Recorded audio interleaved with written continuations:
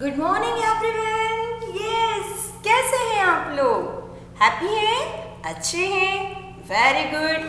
हम भी यहाँ पर अच्छे हैं और हम लोग हमेशा यही उम्मीद करते हैं कि आप और हम और ये जितने भी लोग हैं हमारे आसपास सभी हमेशा स्वस्थ रहें और इसी तरह हमारा जीवन अच्छे से चलता रहे।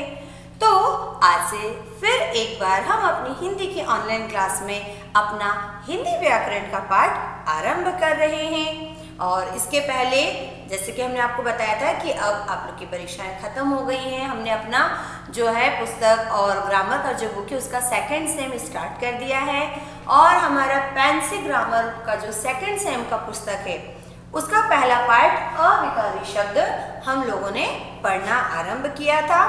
अविकारी शब्द के बारे में हम लोग ने कुछ जाना था कि कुछ ऐसे शब्द होते बेटा हमारी भाषा में जो कि कभी भी उस वाक्य में प्रयोग होने वाले जेंडर्स यानी कि लिंग, वचन, कारक या काल के अकॉर्डिंग चेंज नहीं होते हैं। तो ऐसे शब्दों को हम लोग क्या कहते हैं? अविकारी शब्द या अव्यय। क्या कहते हैं? अव्यय, है ना। फिर हमने ये देखा था कि जो अविकारी शब्द होते हैं वो भी 4 प्रकार के होते हैं, ठीक है ना। पहला हमने पढ़ा था क्रिया विशेषण। वे शब्द जो क्रिया की विशेषता बताते हैं वे क्रिया विशेषण होते हैं और क्रिया विशेषण वाले शब्द कभी भी वाक्य में लिंग, वो स्त्रीलिंग है या पुल्लिंग है, एक वचन है या बहुवचन है, वर्तमान काल का है या भूतकाल का, जो भी अन्य शब्द हैं उनके हिसाब से चेंज नहीं होते हैं। वो हर जगह हर स्थान पर एक ही अर्थ में प्रयोग होते हैं, है ना। जैसे तेज, मैं तेज दौड़ता हूँ, वह तेज दौड़ रहा था, 10 बच्चे तेज दौड़ते हैं। मतलब कुछ भी आप कर लो, जो तेज शब्द है वो वाक्य में वैसा ही रहता है। फिर हमने पढ़ा था संबंध बोधक। संबंध बोधक मतलब वे शब्द बेटा जो कि क्या करते हैं, संज्ञा और सर्वनाम जो होते हैं उनके साथ में जुड़ जाते हैं और उनका संबंध वाक्य के दूसरे शब्दों के साथ में लगाते हैं। तो वे शब्द कहलाते संबंधवाचक, है ना। जैसे आपने पढ़ा था के सामने, वह मेरे घर के सामने रहता है। घर और मेरे दोनों संज्ञा और सर्वनाम है। के सामने लगाया तो पता चला कि मेरा और घर के बीच में क्या संबंध है? सामने, है ना। जैसे हमने लगाया था के पीछे, राजीव के घर के पीछे एक तालाब है। राजीव, घर और तालाब, इन तीनों का संबंध किससे पता चला? के पीछे। ये राजीव का घर है और उसके पीछे तालाब है। तो ऐसे जो शब्द होते हैं वे होते हैं आपके संबंध बोधक या संबंध वाचक, लेकिन अविकारी शब्द। फिर हमने पढ़ा था समुच्चय बोधक, जो समुच्चय का क्या करवाते हैं? बोध करवाते हैं। समुच्चय का मतलब होता है बेटा 2 शब्दों को जोड़ने वाले, है ना। समुच्चय का साधारण सा अर्थ ही होता है 2 शब्दों को जोड़ने वाला। तो जब हमारे वाक्य में कोई ऐसा शब्द आता है जो उस वाक्य के 2 शब्दों को या 2 वाक्यों को या 2 छोटे छोटे उपवाक्यों को जोड़ने का काम करता है और वो कभी भी चेंज नहीं होते। राम और श्याम, राम और श्याम 2 बॉयज है, लिंग सेम है फिर भी और लगा।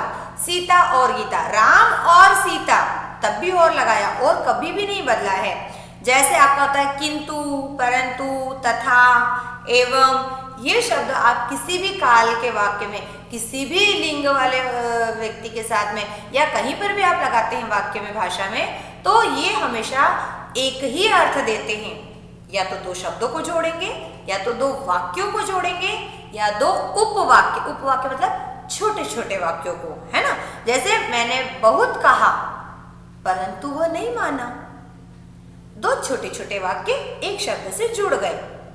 वह आया परंतु रुका नहीं, ठीक है।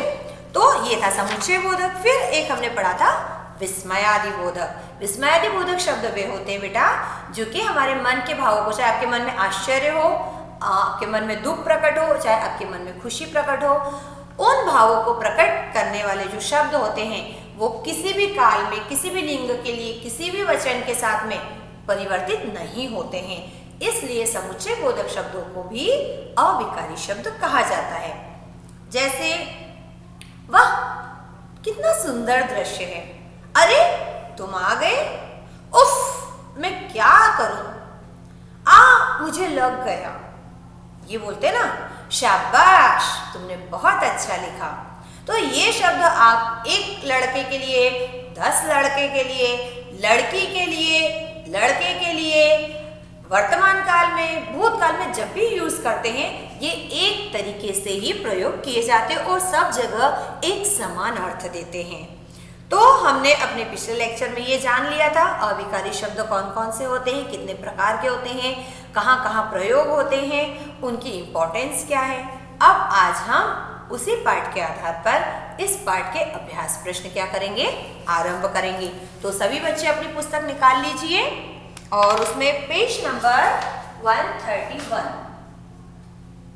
कौन सा निकालेंगे, पेज नंबर 131 और 132, ठीक है। अब इसमें हम क्या करेंगे, देखिए पहला है सही विकल्प बेटा, ठीक है।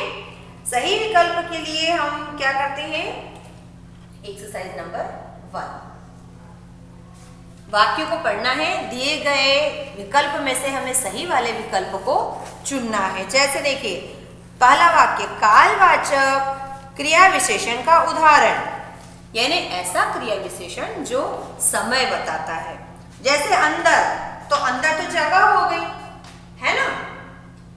फिर है प्रतिदिन, प्रतिदिन मतलब रोज का समय, और ध्यान पूर्वक क्या हो गया, विशेषण है। लेकिन हमारा सही विकल्प क्या है, ब नंबर का प्रतिदिन। ख वाले में देखिए बेटा, महात्मा लोग कभी असत्य नहीं बोलते, इसमें कौन सा क्रिया विशेषण है, कभी असत्य नहीं बोलते। कभी जो है वो बेटा कालवाचक है, ठीक है। ग, बच्चे जोर जोर से हंसते हैं, इसमें कौन सा क्रिया विशेषण है, जोर जोर से हंसना क्या है, रीतिवाचक है, रीतिवाचक, ठीक है। क्योंकि परिमाण जोर जोर से, परिमाण में तो नहीं आ सकता। बहुत हंसते हैं तो एक उसको हम परिमाण में बांट भी सकते हैं, ठीक है। इसके बाद में आपके प्रश्न उत्तर बेटा, देखिए प्रश्न उत्तर। पहला प्रश्न एक्सरसाइज नंबर 2, प्रश्न उत्तर, उत्तर नंबर क। पहला प्रश्न चूंकि आप लोगों की पुस्तक में देखिए बेटा जगह दी गई है आप लोगों को उत्तर लिखने के लिए, है ना। पहला प्रश्न, क्रिया विशेषण किसे कहते हैं। सरल सी बात है, क्रिया की विशेषता बताने वाले, विशेषता बताने वाले शब्दों को क्रिया विशेषण कहते हैं, को क्रिया विशेषण कहते हैं। साथ ही उन्होंने एक और चीज भी उसमें पूछी है, देखिए बेटा, इसके भेद उदाहरण सहित लिखना है, यानी इसके टाइप्स लिखना है और वो भी विद एग्जाम्पल के लिखना है हमें। तो ठीक है, इसके 4 भेद हैं, इसके 4 भेद हैं। हो सकता है कुछ बच्चों को हमारे जो है जगह थोड़ी कम लगेगी, है ना, मतलब लेखन करते समय उन्हें अधिक स्थान की आवश्यकता पड़ेगी। आप एक छोटा सा स्केल और अपनी पेंसिल लीजिए और लाइन ड्रॉ कर लीजिए, या फिर आप अपनी वर्तनी को थोड़ा सा छोटा कर सकते हैं, ठीक है। पहला भेद स्थानवाचक, स्थानवाचक, ठीक है। स्थानवाचक का उदाहरण हमें लिखना है बेटा, वह होता है जैसे इधर, है ना, उधर भी होता है, दाएं बाएं, ठीक है। तो आप इसमें कुछ भी लिख सकते हैं।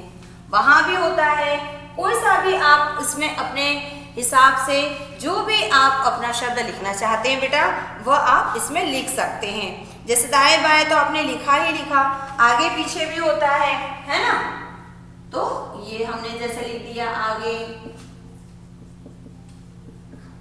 फिर इसके बाद में दूसरे नंबर पर हमारा कालवाचक, ठीक है, कालवाचक। कालवाचक का उदाहरण क्या है हमारा? आज, प्रतिदिन, ठीक है, कल भी हो सकता है। फिर तीसरे नंबर पर है हमारा बेटा रीतिवाचक। रीतिवाचक,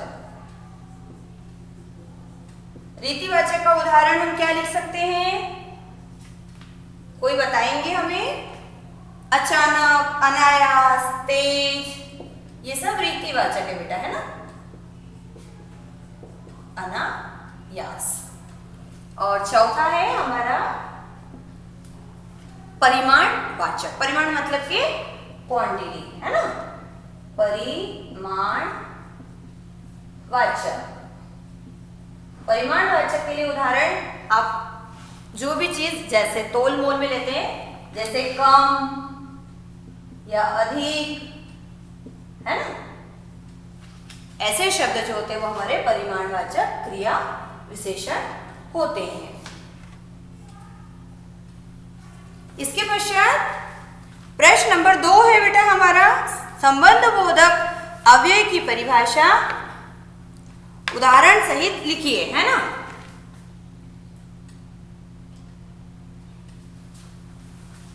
संबंध बोधक अव्यय की हम परिभाषा लिख रहे हैं।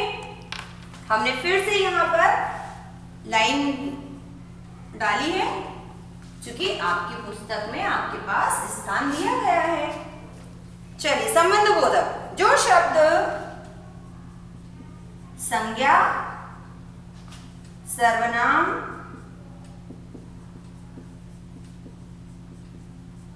के साथ जुड़कर उसका संबंध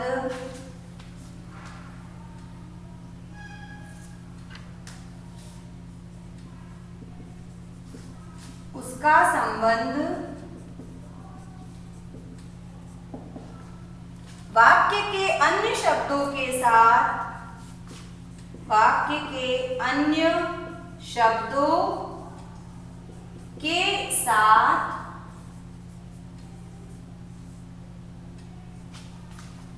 बताते हैं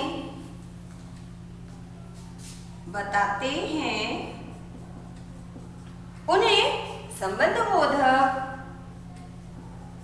उन्हें संबंध बोधक अव्यय, अव्यय यानी कि अविकारी शब्द बेटा, है ना, कहते हैं।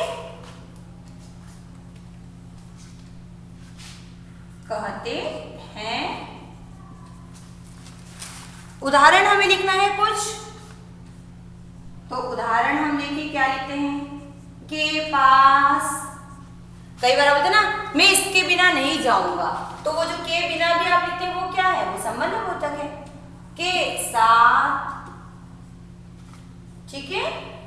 और भी अन्य उदाहरण बेटा आप चाहें तो पुस्तक में से अपने पसंद के अनुसार या अपने इच्छा के अनुसार लिख सकते हैं। फिर प्रश्न नंबर 3, उत्तर नंबर ग, चूंकि आपको ग नंबर दिया है। हमारा ग वाला प्रश्न क्या है? देखिए, समुच्चय बोधक अव्यय से आप क्या समझते हैं? ठीक है, बहुत सरल, हम इतना ही समझते हैं। दो या दो से अधिक, दो या दो से अधिक शब्दों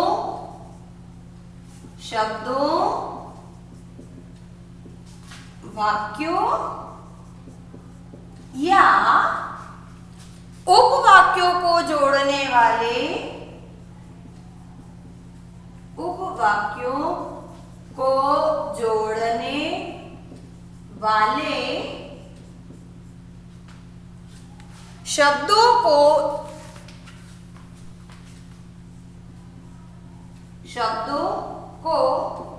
योजक या क्या कहते हैं, समुच्चय बोधक अव्यय कहते हैं। चय बोधक अव्यय कहते हैं।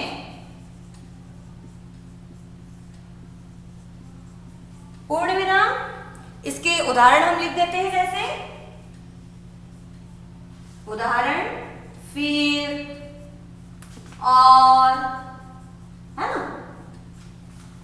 चल, अंतिम प्रश्न उन्होंने हमें पूछा है कि विस्मयादि बोधक अव्यय की परिभाषा और इसका चिन्ह। उत्तर नंबर घ। सभी बच्चे लिखते समय मात्राओं का और वर्तनी का ध्यान रखेंगे बेटा। ऐसा नहीं लिखें कि बाद में आपको ही समझ में ना आए। जो शब्द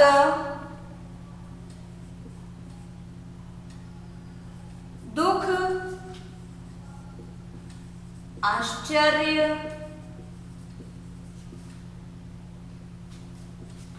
घृणा, प्रेम आदि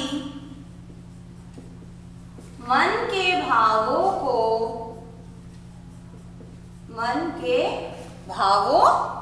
को प्रकट करते हैं,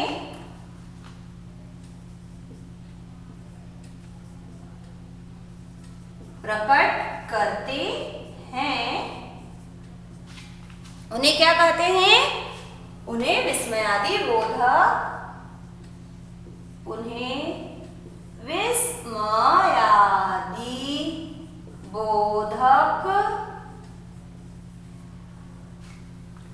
अव्यय, है ना। उन्होंने हमसे पूछा है कि विस्मयादि बोधक अव्यय किन्हें कहते हैं, तो उन्हें विस्मयादि बोधक अव्यय कहा जाता है या कहते हैं। आप लिख सकते हैं जो भी कहते हैं।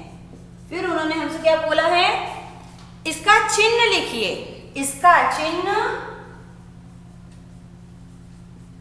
सबको पता है कैसा होता है,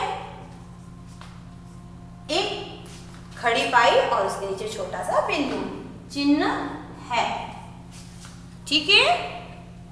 चलिए, इसके पश्चात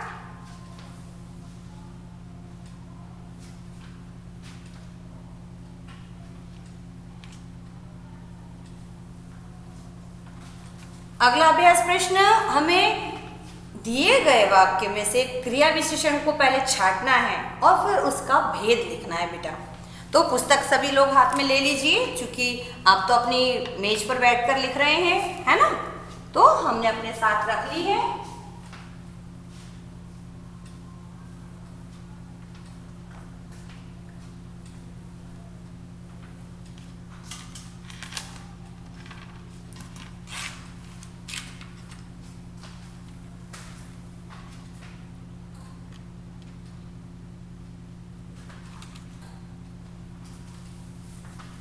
चलिए बेटा, पहला वाक्य अभ्यास प्रश्न 3 का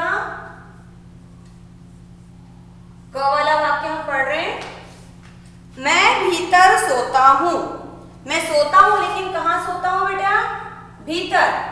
तो भीतर क्या है, एक जगह है, तो जगह कैसा हो गया, स्थान वाचक, ठीक है। ख नंबर का वाक्य देखिए, चूंकि क्रिया की विशेषता लेकिन स्थान के रूप में बता रहा है। वह लड़का गिर गया, लेकिन कैसा गिर गया, अचानक गिर गया।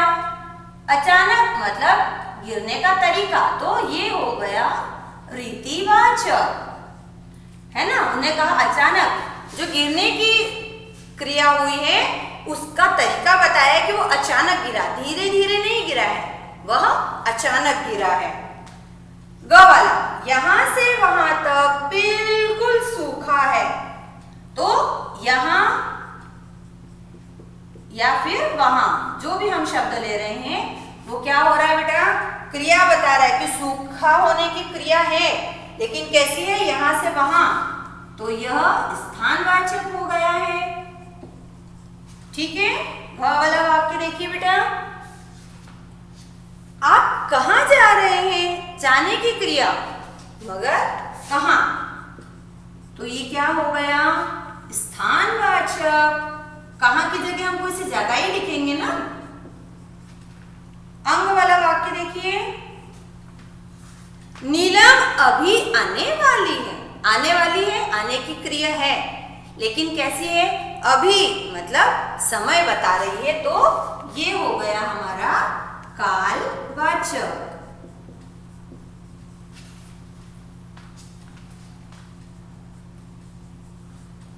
ठीक है, चलिए जल्दी से इस वर्क को कर लीजिए बेटा।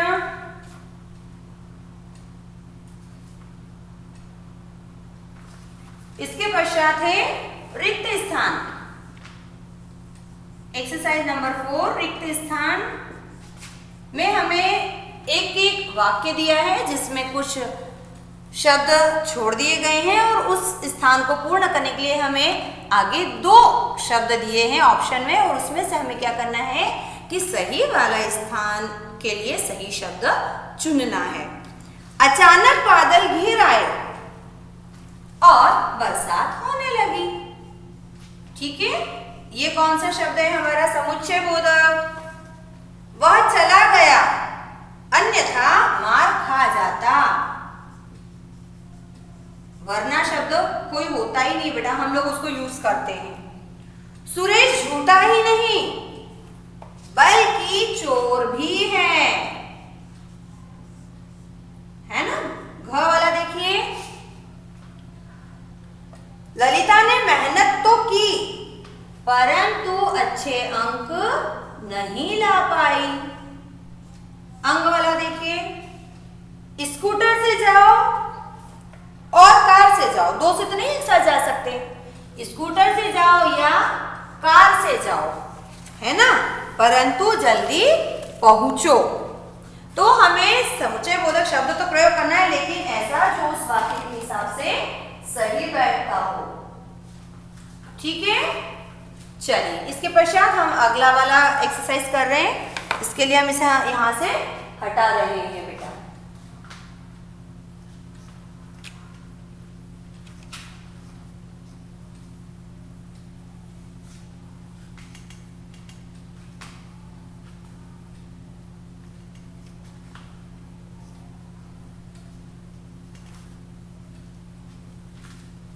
हमने अपने लेखन कार्य के लिए स्थान कर लिया है।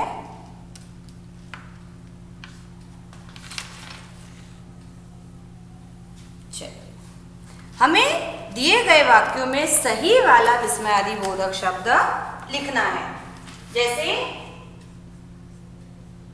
पहला वाला वाक्य देखिए बेटा, कितनी सुंदर फ्रॉक है।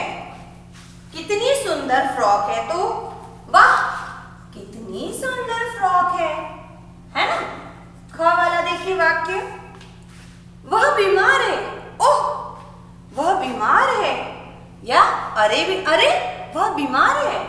तो आप 2 में से कोई सा भी आश्चर्य व्यक्त करने वाला विस्मयादि बोधक शब्द प्रयोग कर सकते हैं। कुछ लोग ओह शब्द बोलते हैं, कुछ अरे शब्द का भी प्रयोग करते हैं, जैसे जिसके मन के भाव प्रकट होते हैं। फिर ग वाला वाक्य देखिए बेटा, तुमने क्या किया, उफ तुमने क्या किया। या कुछ लोग कहते हैं ना, अरे ये तुमने क्या किया। यहां पर भी अलग अलग व्यक्तियों के मन के भाव कैसे हैं वह प्रकट करते हैं, लेकिन सामान्यतया हम उफ शब्द प्रयोग करते हैं। घ वाला वाक्य देखिए, बाप रे बाप इतना लंबा सांप। भैया इतना अजीब चीज देखेंगे तो आप यही कहेंगे ना, बाप रे बाप।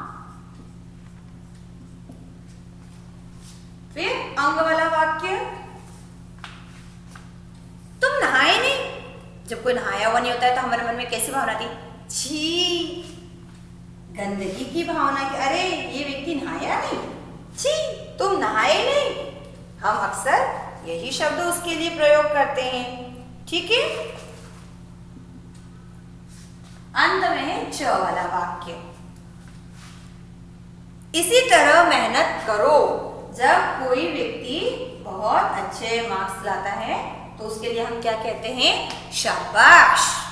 ऐसे ही मेहनत करते रहना। शाबाश। ओके। अब आपको जो अंतिम वाली एक्सरसाइज दी है बेटा, एक्सरसाइज नंबर 6, अभ्यास प्रश्न, वाक्य में प्रयोग। हम वाक्य आपको बनाकर बता रहे हैं, लेकिन क्या करेंगे? यह कार्य स्वयं करें, है ना? यहां पर लिख दे रही हूं HW। चूंकि आपको जो शब्द दिए हैं उनका प्रयोग आप आसानी से वाक्यों में कर सकते हैं। कभी कभी मैं कभी कभी मंदिर जाता हूँ, मेरा दोस्त कभी कभी मेरे घर आता है। नॉर्मली आप इस शब्द का प्रयोग अपने दैनिक जीवन में बहुत बार करते हैं। ज्यादा, मम्मी कितना ज्यादा है? थोड़ा सा खाना हो जाता है ना, मम्मी इतना ज्यादा मुझसे नहीं खाया जाएगा, आज तो मैंने बहुत ज्यादा खा लिया है ना? छी, तुम कितने गंदे हो, छी तुम्हारे हाथ कितने गंदे हैं। नॉर्मली हमारे मुंह से ये वाक्य निकल ही जाता है बेटा।